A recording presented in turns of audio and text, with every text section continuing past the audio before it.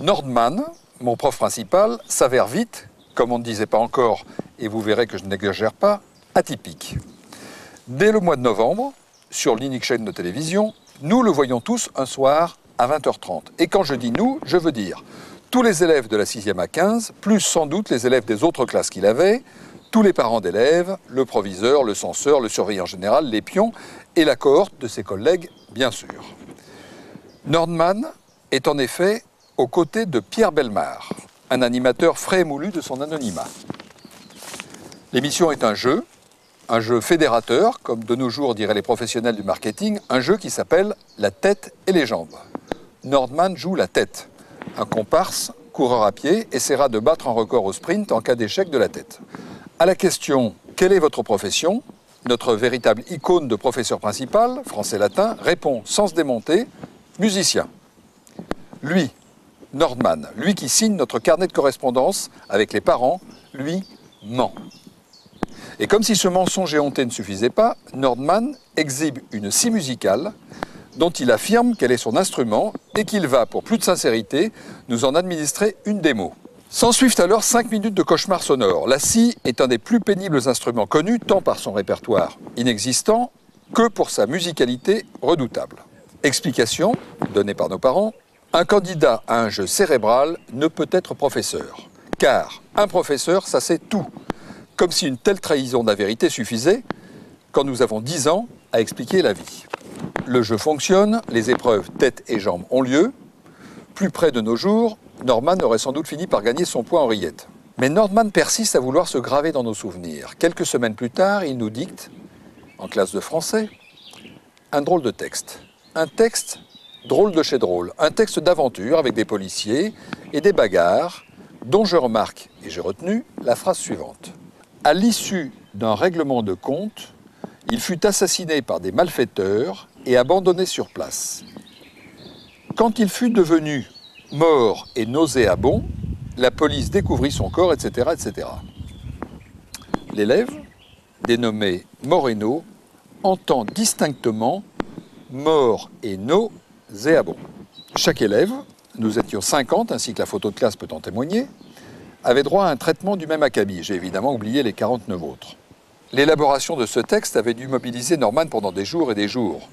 Soustrait tout autant les uns que les autres aux compléments d'objet direct, aux imparfaits du subjonctif, au vocatif, à l'ablatif, à l'accusatif et aux stances, les chères stances des latinistes. Elle n'a peut-être pas l'air très fameuse, cette anecdote, mais on verra dans un instant qu'elle dépasse quand même un peu l'entendement. Patience. Cette classe de 6e, la 6e A15 très précisément, comptait, je l'ai dit, 50 élèves, dont une fille. C'est dire si nous étions à peine sortis de la guerre mondiale, la Shoah, Hiroshima, etc. Un peu comme, vu aujourd'hui et mutatis mutandis, la dissolution de l'Assemblée par Chirac. Nordman en vient donc à nous raconter une anecdote piquante liée à la guerre qui vient juste de se finir. Nous sommes en 1955.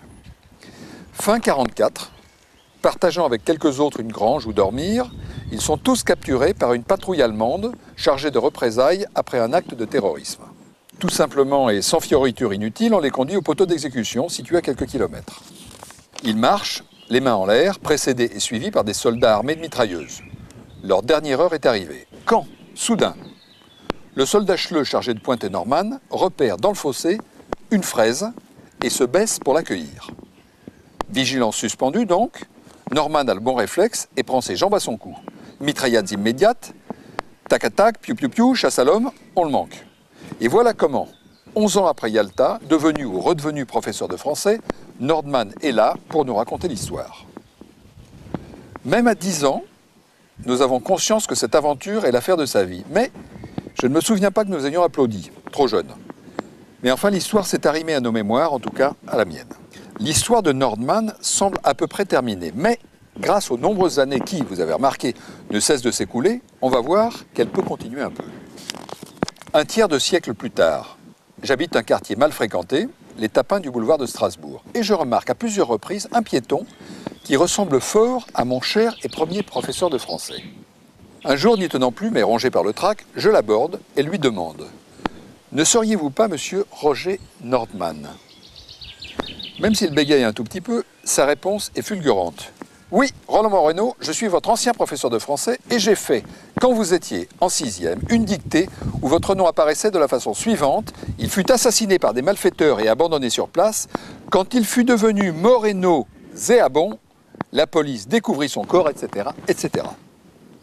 Stupeur est un mot un peu faible pour qualifier le sentiment qui m'envahit alors, devant cet éminent professeur, qui avait évidemment eu des milliers et des milliers d'élèves et auquel il avait sûrement fait, pourquoi s'en serait-il privé, le coup de la dictée surprise.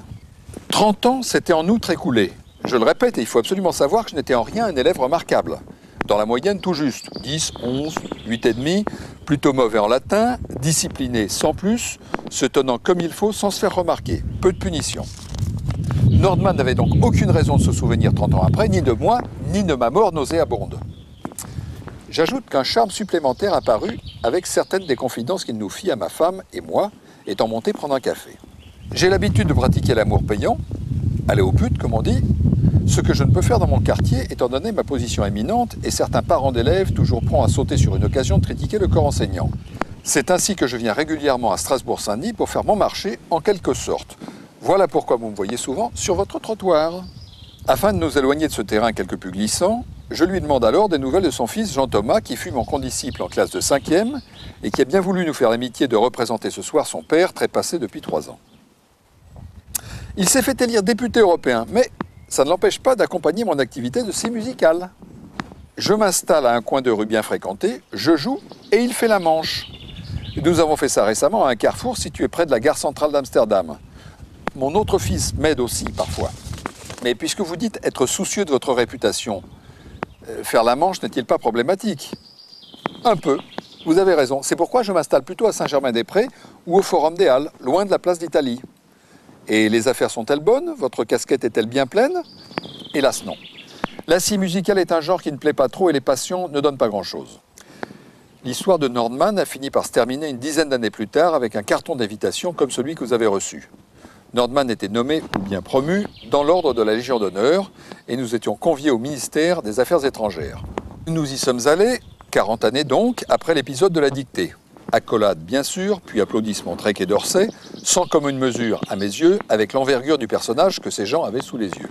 Je n'ai donc pas pu m'empêcher d'interpeller mon professeur et ce fut, comme vous l'avez sans doute deviné, pour lui demander de raconter l'histoire du peloton d'exécution. Il fit un peu sa chochotte, vraiment normal, cette anecdote était pour lui un grand standard. Mais il s'exécuta et du coup, des applaudissements nourris la saluèrent comme elle le méritait.